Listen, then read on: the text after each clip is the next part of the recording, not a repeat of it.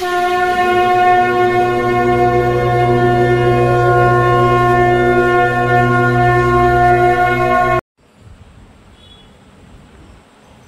সবাইকে।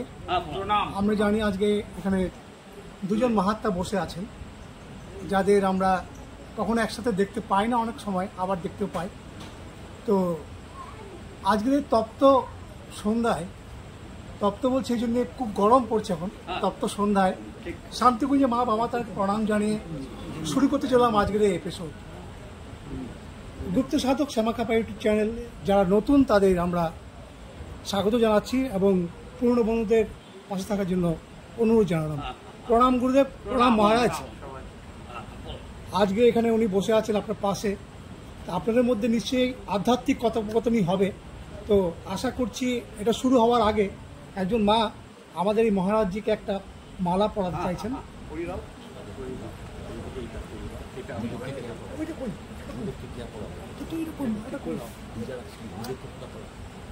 ওটা না, তুমি ওটা না। হ্যাঁ, এবং আমাদের গুরুদেবকে পড়াচ্ছে, মালা পরিয়ে দিচ্ছেন আমাদের একজন এখানকার গুরুদেবের শিষ্যা কেয়া। আমরা একটা হাতটাই দিতে পারি এই জন্যে। তো এখন শুরু হচ্ছে গুরুদেব এবং মহারাজজির আধ্যাত্মিক কথোপকথন। প্রণাম দুজনকেই, আপনাদের অনুরোধ জানাচ্ছি আপনারা শুরু করুন। না, মহারাজ আমাকে কালকে ফোন করেছিলেন যে আমি একটু যাবো, আপনি তো আমাকে প্রচণ্ড ভালোবাসেন, শ্রদ্ধা ভক্তি করেন। না, হ্যাঁ অবশ্যই করি, আপনাকে কোনো ভুল নেই। কারণ খুব কমই লোক দেখেছি যারা বিরজা হম করেছে। এই লোক বাজারে পাওয়া মুশকিল আছে। বিরজা হম করেছেন এমন লোকের কথা বলছি, ইনি বিরজা হম করেছেন এবং আধ্যাত্মিক লাইনে অনেক টপে আছেন। কারণ সাধারণ অবস্থা আমাকে বুঝতে পারবেন, এটা আশ্রমে থাকেন এই পর্যন্ত। হ্যাঁ, এই আমার মতো আর কি, ভাঙাচোরা একটা আশ্রমে থাকে। হ্যাঁ, এই পর্যন্ত। কিন্তু মানে আধ্যাত্মিক লাইন যদি তুমি বলো, ওরা অনেক টপে আছেন এবং হট করে লোককে ধরাও দেবেন না। যাই হোক, আমাদের কাছে আমার সঙ্গে আলোচনা হয়েছে, কীভাবে আমার সঙ্গে পরিচয় হয়েছে তাও জানি না। আমি হাসপাতালে ভর্তি ছিলাম, ওই হাসপাতালে উনি গেছিলেন এবং এখানেও এসেছেন। ওনার কীভাবে আমাকে ভালো লেগে গেছে জানি না, বলতে পারবো না। তবে উনি প্রচণ্ড প্রশংসা করেন, আমার প্রচণ্ড প্রশংসা করেন যে আপনি আপনার কাছে কালকেই বলছেন যে আপনার মধ্যে এত ভালো লোক, আপনার কাছে একবার যাবো, আসবেন, অবশ্যই আসবেন। একবার কেন, একশোবার আসবেন। আপনারা প্রতিদিন যদি আসেন তাহলে আমরা মানে কি বলবো, নিজেদের মানে ভাববো যে আমার কিছু হলো। আপনারা সাধু সন্ত মানুষ, আপনাদের পায়ের ধুলোর দাম আছে, এটা আমাদের বিশেষ কোনো নেই। আমরা তো তন্ত্র সাধনা ছেড়ে দিয়েছি অনেকদিন আগেই। বইতেও ফেলে দিয়েছি, সব কিছু আমার বইতেও ফেলা হয়ে গেছে এবং আমি আর মানে তন্ত্র সাধনা একটা জবও করি না, এই হচ্ছে কথা। তো এটা আমাদের ব্যক্তিগত ব্যাপার, এটা নিয়ে কারোর সমালোচনা না করাই ভালো। তবে আমি বইতে ফেলে দিয়েছি এবং জব তো পার করি। সেটা নিশ্চয়ই আপনি কোনো আজ্ঞা পেয়েছেন? তাই না, আজ্ঞা কেন বলতে পারবো না ভাই, আমি বইতে ফেলে দিয়েছি এবং আমি কখনো জব টপ আর করি না, এইটাই। কি মহারাজ বলুন। তো মহারাজজি আপনার কাছে আসি। গুরুদেব বললেন আপনি অত্যন্ত কঠিন হোম করেছেন, যেটাকে বলা হচ্ছে বিরজা হোম। না, এই হোম করা যায় না। বিরজা হোম সম্পর্কে যদি আমাদের দর্শকদের জানান, একটু জানিয়ে দিন। দেখুন, এটা পৃথিবীতে মানে ভারতবর্ষে কেউ জানে বলে মনে হয় না। বিরজা একদম শেষ ধাপ। একদম বিরজার পরে তো আর কিছু নেই, একদম শেষ, শূন্য, মহাশূন্য। এই যে পঞ্চমহাভূতের শরীর, এই শরীরটাকে তো আর নিজে নিজে মেরে ফেলতে পারে না, আত্মহত্যা তো মহাপাপ। তো শুধু আগুনটুকুই আছে, এইটা জ্ঞান অগ্নির রং, শুধু আগুনটুকুই সম্বল। এই জ্ঞান অগ্নির আগুন নিয়েই ধিকি ধিকি এই জাগতিক এই দেহটা জ্বলছে, তাপ জ্বালা ভোগ করছে। কিন্তু আসলে সবাই এটা ভাবছে যে হয়তো কষ্টে আছে, আসলে মহা আনন্দে আছে, মহামৃত পান করে রয়েছে। মা নিজে হাতে তার দায়িত্ব নিয়েছে। হ্যাঁ, মা আমি তার সন্তান, এটাই সবচেয়ে বড় সাধনা। এর চেয়ে বড় সাধনা তো আর নেই এই ভূভারতে, এই বিশ্ব ব্রহ্মাণ্ডে আর কিচ্ছু নেই। আমরা সবাই একদিন মায়ের কাছ থেকে খাই পড়ি, মা নিয়েছে আমার মা। আমি মায়ের হাতে খাই পড়ি আর মা নিয়েছেন আমার ভাই। এটা কোনো গান নয়, এটা কোনো গান না, এটা আমাদের মনের একটা লোমকূপ দিয়ে, রক্ত দিয়ে, ঘাম দিয়ে 206টা হাড়, কিডনি, লাংস এই কথা উপলব্ধি করেছে। এইটা কারো শিখিয়ে দেওয়া কথা নয়, কাউকে বলে দেওয়ার কথা নয়। না, এটা রামপ্রসাদ বলেছেন, এটা রামপ্রসাদ তার গানের মধ্যে দিয়ে এটা বলে গেছেন, মায়ের হাতে খাই পড়ি মা নিয়েছেন আমার ভাগ। এটা হচ্ছে, তারপরে আর আমাদের কিছু বলার নেই। এরপরে আর ইতিতে দাও, এরপরে দাঁড়িয়ে দাও, আর কিছু বলার নেই আমাদের। কবি রামপ্রসাদ সেনের নাম আমরা কজন উচ্চারণ করার যোগ্যতা আমাদের কজনের আছে, এটা খুব সন্দেহের ব্যাপার। আমি তো এইরকম করি সবসময়। না না, বামা মহেশ্বর তার নাম উচ্চারণ করার ধৃষ্টতা আমার আছে বলে আমি মনে করি। তবুও আমরা পার্থিব জগতে বাস করছি, এই কথাগুলো তো আলোচনা করতে হয়, লোককে বলতে হয়। একদমই তাই। সেই হিসেবে হয়তো রামপ্রসাদ নামটা উঠে আসে বারবার করে। আর ওনার মতো আমার গুরুদেব মানে বামদেব বাবা রামপ্রসাদকে প্রচণ্ড ভালোবাসেন, রামপ্রসাদী গান, উনি খুব রামপ্রসাদী গান শুনতেন এবং পরবর্তীকালে রামপ্রসাদের আত্মীয় অনেককে দীক্ষা দিয়েছেন, অনেককে দীক্ষা দিয়েছেন। হ্যাঁ হ্যাঁ হ্যাঁ, তো আমি দু কথা বলতে চাই, মানে না বললে সেটা আমার অপরাধ হবে। আমি একদম খুব স্পষ্ট পরিষ্কার বলতে চাই, উনি একজন মহাভৈরব, আমি প্রণাম জানাই। কারণ এটার মধ্যে আর কিছু নেই। অনেকে অনেক রকম ভাবে, সে তাদের মন আছে, তাদের মাথা আছে, তারা ভাবতেই পারে। এটা প্রশংসা বা নিন্দার বিষয় নয়। এটা আজকে ওনার কি বা চাওয়ার আছে, আজকে ওনার কি বা পাওয়ার আছে। আমাকে কেউ দুটো ভালো কথা বললো বা কেউ দুটো খারাপ, আজ আর আমার কি পড়ে আছে এই জীবনে, না না না না, আজ আর কিচ্ছু লাগবে না, কিচ্ছু আমার নিজের হার্টের রোগ, থাইরয়েডের রোগ, অনেকগুলো ওষুধ খাই। তো মা দিয়েছেন। আপনি যেটি আমাকে অনেকদিন আগে বলেছিলেন যে আমরা তো মৃত্যুর উপাসনা করি। হ্যাঁ, একটু মা তো মৃত্যুর দূত, মা তো মৃত্যুর রূপা কালিকা। আমরা তো কিছু পাওয়ার জন্য অনেকে বলে সাধনা করেছি কিছু পাবো। আমার খুব মজা লাগে, বললে আচ্ছা আপনি কি পেলেন? আমি বললাম গোটা আমেরিকাটা আমি হাতের মুঠোয় পেয়ে গেছি। এরকম আছে, অনেক লোকজন আছে, তারা ভাবে সাধনা করলে পাওয়া যায়। সবকিছু হারাতে হয়, নিজেকে একেবারে একদম শেষ উলঙ্গ হয়ে যাও, হয়ে মায়ের কাছে এসো, এবার সাধনা করো। আর আপনারা যেগুলো করেছেন, বিশেষ করে আমার খুব ভালো লাগে যে আপনি বিরজা হোমটা করছেন, এটা আমার খুব ভালো লাগে। আমি বহু লোক দেখেছি, বহু সাধুসন্ত ঘুরেছি, কিন্তু আপনার মতো এরকম একটা লোককে আমি দেখিনি যে বিরজা হোম করেছেন। এবং বিরজা হোমের অর্থটা একটু লোককে বুঝিয়ে দিন, এটা সাধারণ লোক বোঝে না। বিরজা হোমটা কি একটু বুঝিয়ে দিন। আমরা দেখতে পাচ্ছি এখানে দুজন মহাত্মা এখানে বসে আছেন। হ্যাঁ, দুজনই বলতে গেলে আবেগতাড়িত হয়ে আছেন। মহারাজজির দু নয়ন থেকে অশ্রুধারা বর্ষিত হচ্ছে আমরা দেখতে পাচ্ছি। তো বিরজা হোম সম্পর্কে বারবার গুরুদেব বলছে, এবং আমরা যারা এখানে আজকে এই ক্যামেরার পিছনেই বসে আছি এবং আমাদের এই ক্যামেরার পিছনে যারা আছেন, এই বিরজা হোম সম্পর্কে জানতে চাই। আর কিছু নেই, আর কিছু নেই। এটা তো গুরুদেব বললেন, আর কিছু নেই, ওই শেষ।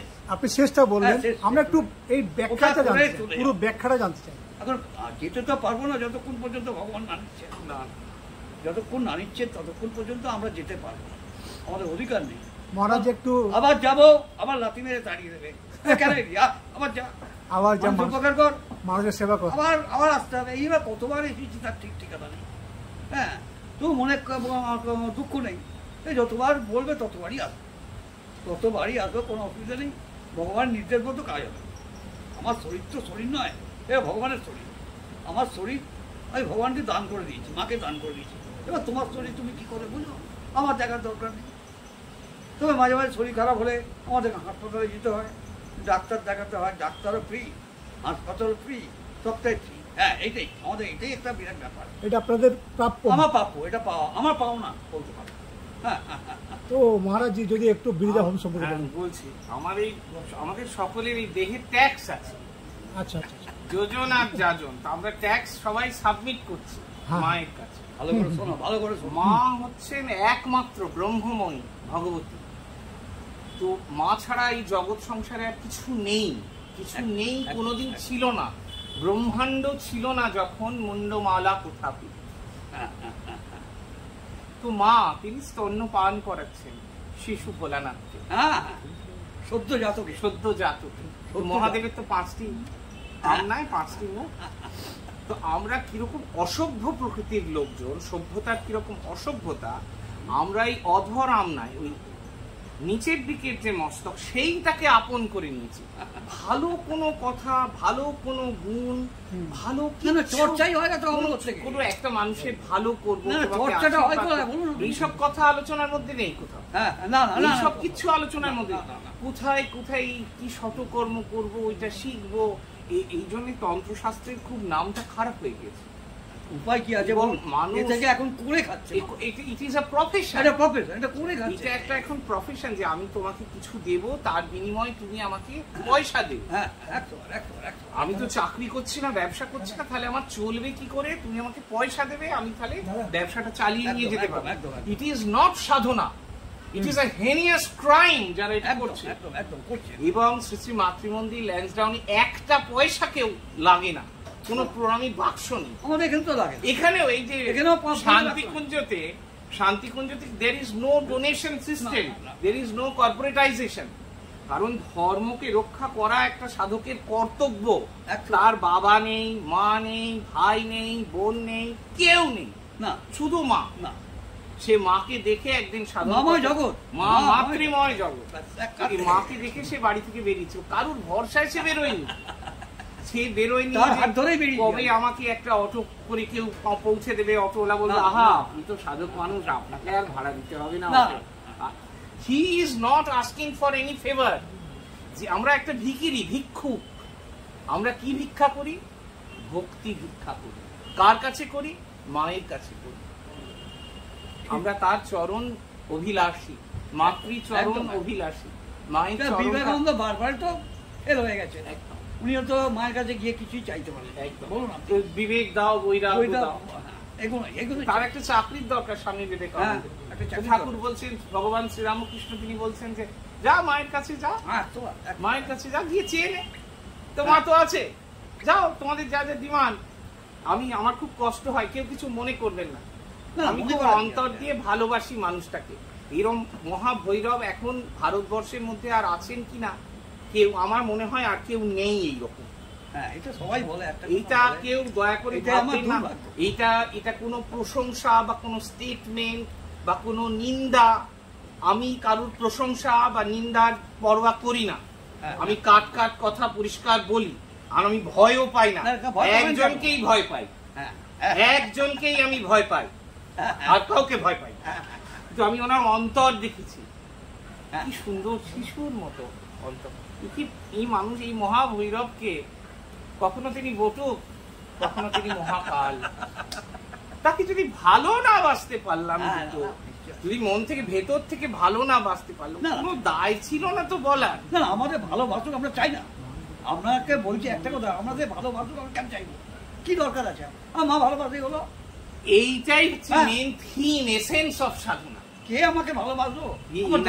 অনেক ফুলের মালায় ভর্তি করে দিল, কি অনেক প্রশংসা করলো, কি দুটো সমালোচনা করলি, আজ এখানে এসে আর কিছু যায় আসে না।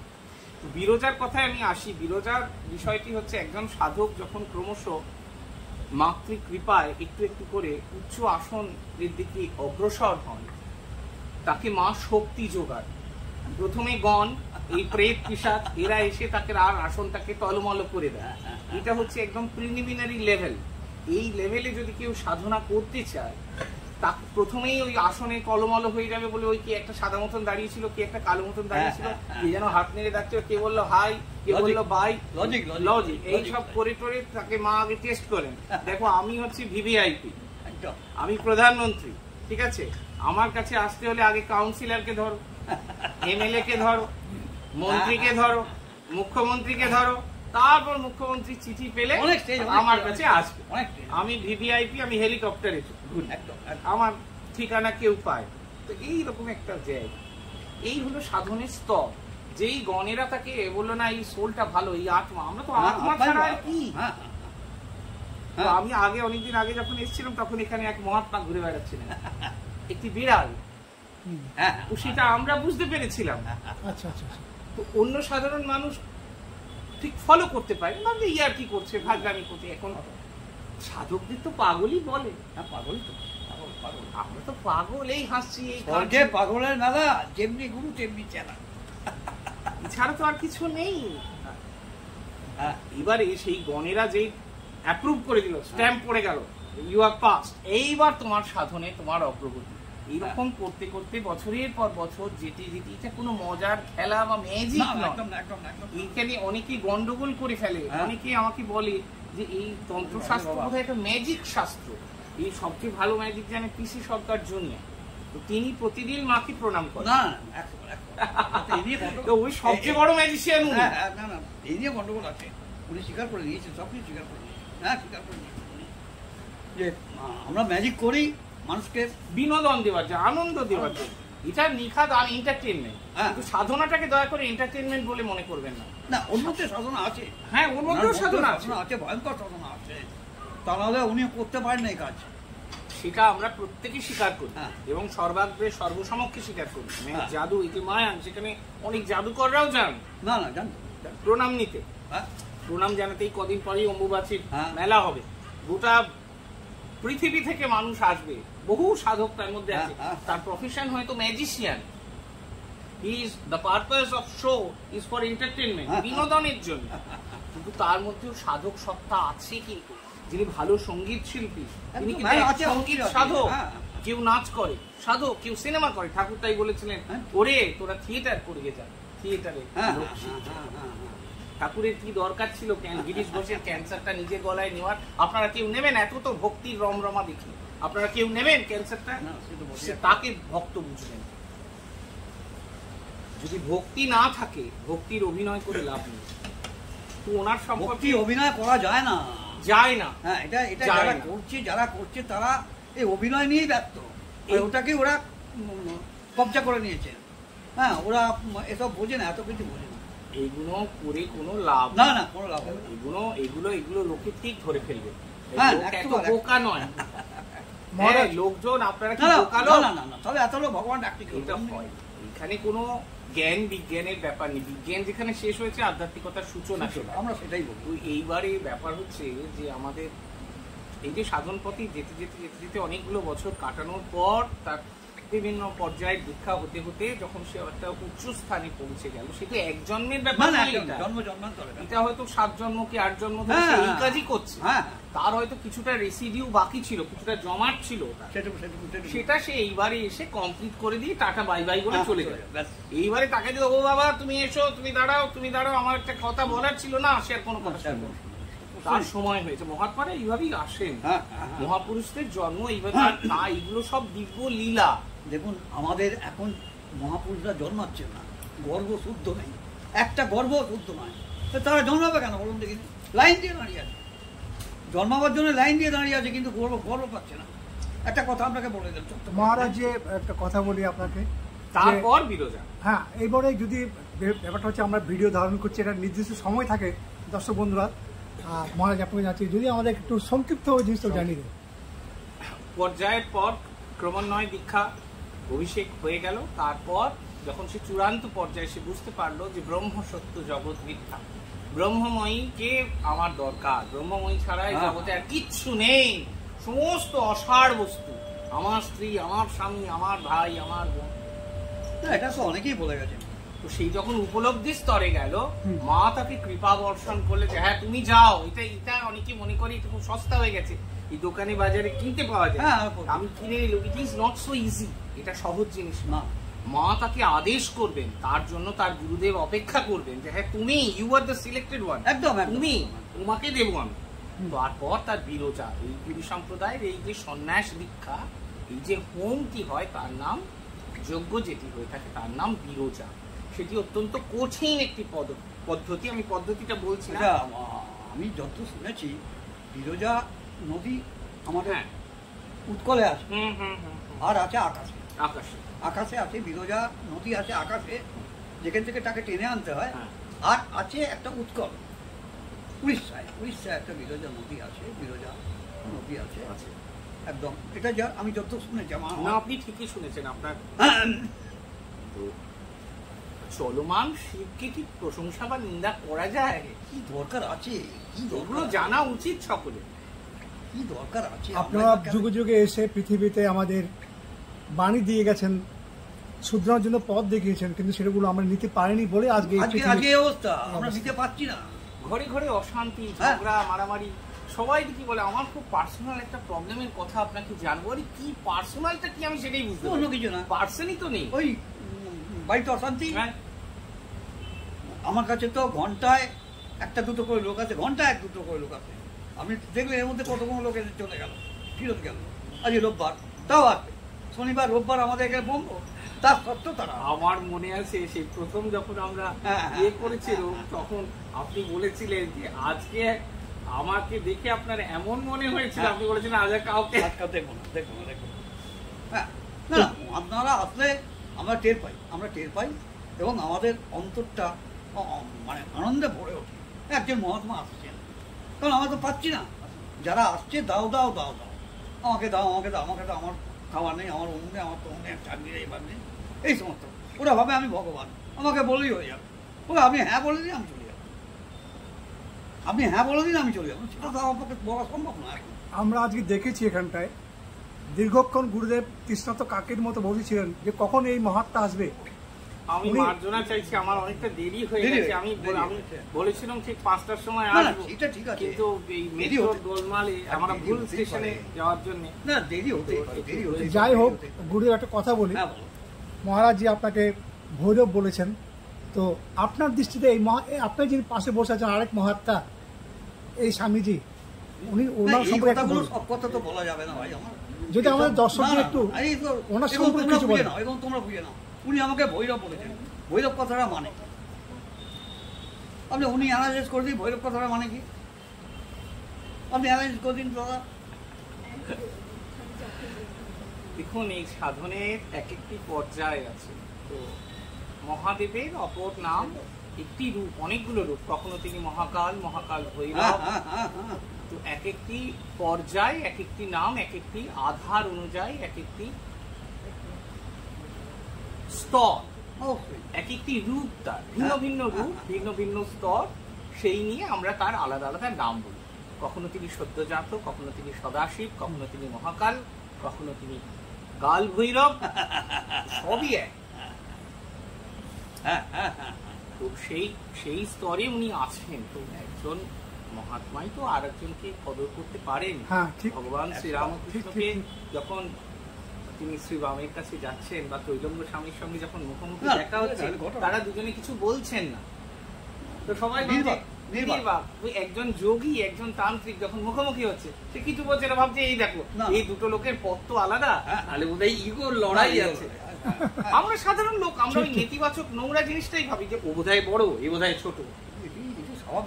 মহাশূন্যে কে বড় আর কে ছোট কিছুই তো নেই, আর কিছু নেই। কি পাবো আর কি হারাবো?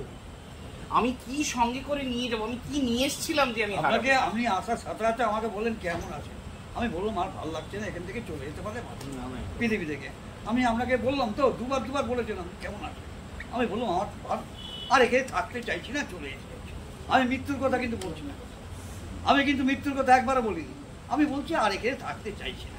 এখানে বলতে কি বোঝাচ্ছে, কোথায় যাব, এগুলো একটা ব্যাপার আছে, এগুলো সাধারণত কাউকে জানানো হয় না, আর না জানানোই ভালো, আমি বারবার ওনাকে বলছি আমি আর থাকতে ভালো লাগছে না এখানে। হোয়াট ইজ মিনিং দিস, এটা মানেটা কি? যে ওনাকে আমি বারবার বলছি, উনি আমাকে প্রশ্ন করছেন, আমি একটাই কথা বলছি, আমি আর থাকতে চাইছি, আমার ভালো লাগছে না মহারাজ, আমার আর ভালো লাগছে না, আমি চলে যেতে পারলে পারছি। আমি কোথায় যাবো, মৃত্যু না কি? এটা একটা বিরাট ব্যাপার। তো গুরুদেব এবং স্বামীজি, আপনার দুজনকে ছোট্ট একটা কোয়েশ্চেন করবো, আর বেশি দীর্ঘায়িত করবো না। যে আমাদের অনেকেই জানতে ইচ্ছে হয় যে কুণ্ডলিনী জাগরণটা কিভাবে হয়, যে সংকেতটা আমাদের জানিয়ে দেন। দেখো বাবা, এগুলো যারা করছে তারাই জানে। এই তোমাকে 5 মিনিটের মধ্যে কুণ্ডলিনী জাগরণ বলে বলতে পারো না। মণিপুর, অনাহত, বিশুদ্ধচক্র, ষটচক্রাণী, এগুলো আমি তোমাকে একবারে বলবো হবে না, মুখে বললে হবে না। এগুলো নিজের চেষ্টায় হবে। এগুলো ন্যাসের মাধ্যমে এগুলো খুলবে। আজ্ঞা চক্রবর্তী ইয়ারের ব্যাপার, সবটাই ইয়ার, কিন্তু এমনি তুমি টেনে তুলতে পারবে না, কোনো গুরুদেব তুলতে পারবে না। এটা এয়ারের মাধ্যমে সাকসেসফুল পদ্ধতির মধ্যে একটা এইভাবে, অর্থাৎ নিজের উপর ডিপেন্ড করতে হবে, একদম নিজের চেষ্টায়। ওই এক কথায় বলেছে না, তুমি দম সামর্থ্যে এক ডুবে যাও কুলকুণ্ডলিনী কুলে।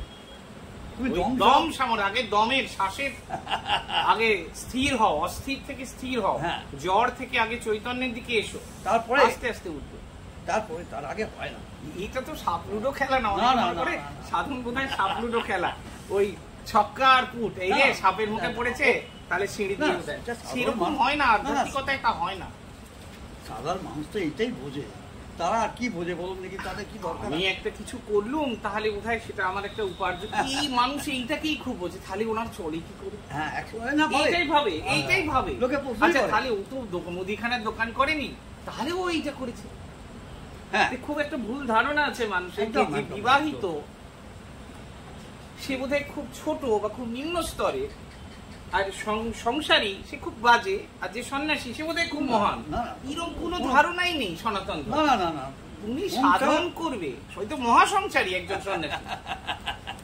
আপনার কজন ফ্যামিলি মেম্বার আছে? 4 জন, 5 জন, 6 জন ম্যাক্সিমাম। একজন সন্ন্যাসী বা একজন সত্যিকারের সদ্গুরু, তারপরে 100 ছেলে মেয়ে আছে।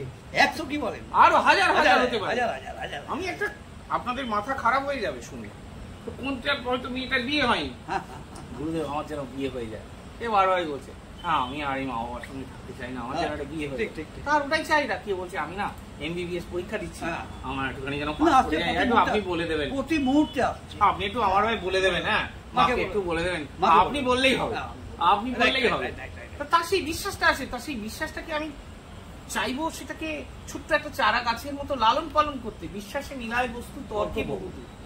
আপনি কি যুক্তি, কি বিজ্ঞান আপনি আনবেন এখানে? না, কোনো বিজ্ঞান আনা যাবে না, কোনো বিজ্ঞান। যে স্তরে উনি রয়েছেন, এবারই ব্যাপার হচ্ছে যে উনি সবটাই জানেন, প্রকাশ্যে তো বলতে পারবেন না, প্রকাশ্যে বলা উচিত নয়। এবারে যে যেরকম দেখে, যে চোখে দেখে, হ্যাঁ এক একজনের স্তর এক এক রকম। এবারে কারোর তৃতীয় নয়ন খোলা আছে, আর কেউ চোখ বুঝে বসে আছে, ঠিক আছে, তো সে মিথ্যে কথা বলছে সাজিয়ে সাজিয়ে। ঠিক আছে, সেটাকে কি সরাসরি কি আর বলা যায়? তাকে যাই তুমি মিথ্যে কথা বলছো কেন, বলা যায়? আচ্ছা আমি শুনলাম বলছে আজকে না ভীষণ বৃষ্টি পড়ছে, জানি গুরুদেব, হ্যাঁ আমি না একদম পুরো ভিজে গিয়েছিলাম। একটা ডাহা মিথ্যে কথা, আজকে কোথাও বৃষ্টি পড়েনি, একটা মিথ্যে কথা বললো, মিছি কথা। ওই সেই একটা ইংরেজি রাইমস আছে না, জনি জনি ইয়েস পাপা, আমরা ছোটবেলা থেকে তো ওই দিকে Johnny Johnny yes papa, eating sugar no papa. তারপর সেই বাচ্চাটাকে হা করে হেসে উঠলো। মানে ছোটবেলায় আমরা স্কুলে গিয়ে কি শিখি? মিথ্যে কথা বলতে শেখায়। হ্যাঁ, যাহা বলিব মিথ্যা বলিব, মিথ্যা বই সত্য বলিব না। তাই ভগবান শ্রীরামকৃষ্ণ কি শিক্ষা দিয়েছিলেন, হ্যাঁ একটু খেয়াল করতে হবে। আমার না, লোক কোথায়? লোক নেই, কিছু লোক আছে। সাধন মানে ম্যাজিক, তুমি কি কি দেখাতে পারো? আমি তো কিছু দেখাতে পারবো। আমি তো জানি, আমি বলবো না, আমি তো জানি আপনি কি করেছেন। আপনার কম বয়সে আমরা বইতে পড়েছি, জেনেছি। তো ওটা প্রকাশ্যে বলার জিনিস নয় যে আমি দেখাবো, লোকে দেখবে, হাততালি দেবে। এটা তো কোনো সিনেমা বা যাত্রা নয়, নাটক নয়। সাধনটা একান্ত ব্যক্তিগত। আমি আমার নিজের মুক্তি, ওই যে একটা কথায় গানই আছে না, অমরত্বের প্রত্যাশা নেই, নেই কোনো দাবি দাওয়া, এই নশ্বর জীবনের মানে শুধু মাকেই চাওয়া। এটাই শেষ কথা। তো আজকে খুব সুন্দর আলোচনা চলছে, এবং আমরা যেহেতু আমরা এখানে সবাই ভক্তির দিকে আসুন। না, ভক্তি কোথায়? ভক্তিটা দেখুন, 24 সাল মানুষ মরার সাল, এই বছর প্রচুর মানুষ মরে, মানে 600-700 কোটি লোক মারা যাবে। বিশ্বাস করতে পারবেন? 700 কোটি লোক মারা যায় পৃথিবী থেকে। পৃথিবীতে টোটাল পৃথিবীতে ভারতবর্ষের 33 কোটি, আর অন্য জায়গায় সব মিলিয়ে 65 কোটি লোক থাকবে, তার বাকি লোক সব মারা যাবে। আর আসছে কলি আসছে, এখন কি করে দেখুন। তো গুরুদেব এবং মহারাজজি বলছি যে যেহেতু এটা ইউটিউব চ্যানেল, দুজনেরই চলছে, আমরা এখানে ক্যামেরা চালাচ্ছি, আমাদের সংক্ষিপ্ত করে ধারণ করতে হয়। ইচ্ছে ছিল সারা রাত বসে আপনার এই গল্পগুলো আমরা শুনি, ইচ্ছা হচ্ছিল, কিন্তু আমরা বাধ্য যে এবং আমাদের দর্শকদের আমরা জানাতে চাই যে মোটামুটি যদি আপনাদেরকে আমরা সারা রাত ধরে এই দুই মহাত্মার কথাগুলো শোনাতে পারতাম, আমরা নিজেরা ধন্য হতাম, আপনারা নিজেরা ধন্য হতেন। এবং ওনার যে কথাগুলো স্টার্ট করেছিলেন সুন্দর করে, যে আমরা ধর্মটাকে কি করে নিচ্ছি, ওনারা কিভাবে নিচ্ছেন, মানুষের তাতে কোনো অসুবিধা নেই। একটা কথা বলছি, ভগবান ব্যবস্থা করে রেখে, ধর্ম মানে কি, তোমাকে বিকশিত হওয়া, তুমি বিকশিত হবে, ধর্ম বিকশিত করবে তোমাকে। তো সেটা যদি কুশিক্ষা হয়, কুধর্ম হয়, যা হয় হবে। এখন মানুষ তো পশু হয়ে গেছে। ধর্ম মানুষকে আধ্যাত্মিকতার দিকে নিয়ে যায়। হ্যাঁ, দরকার নেই, অনেক হয়েছে, আর লোককে বুঝিয়ে লাভ নেই। লোক ঘুমাচ্ছে, খেয়ে দিয়ে ঘুমাচ্ছে, লোক জেগে থাকবে না। ওরা যা হয় হবে, ও হলে তখন দেখা যাবে। হ্যাঁ, এইরকম একটা ব্যাপার। তো আজকের মতো গুরুদেব এবং স্বামীজি দুজনকে প্রণাম জানিয়ে এবং আমাদের দর্শক বন্ধুদের প্রণাম জানিয়ে আজকে শেষ করলাম। প্রণাম, দুজনকে প্রণাম।